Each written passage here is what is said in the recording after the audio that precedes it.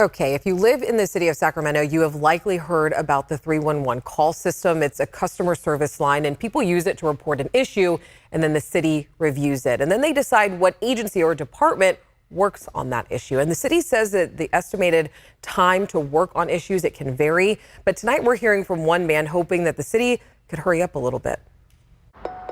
When Josh Feldman moved into this neighborhood near downtown Sacramento nearly 2 years ago, I decided to move in there because the rent was really good for the house. It's a 3-bedroom, 3-bath house. The last thing he thought he would have were problems with unhoused neighbors. We had a homeless person knock on our door and tell us, yeah, I was told this was my house. He says the problem got worse about a month ago. This trailer moved in and just got dropped across the street from my neighbor's house.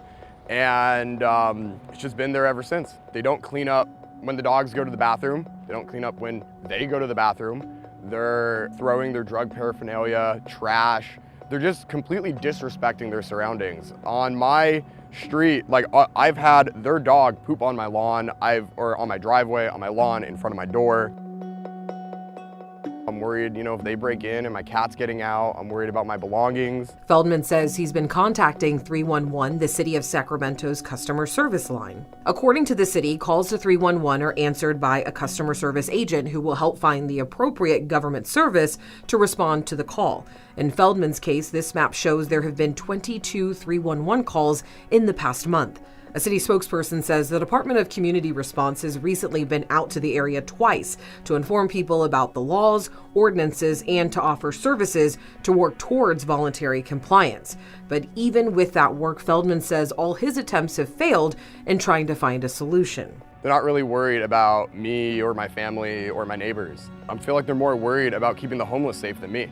We reached out about Feldman's calls. Sacramento police tells us Feldman's complaints are now under investigation, and the department's central problem-oriented policing team is dedicated to community complaints like this.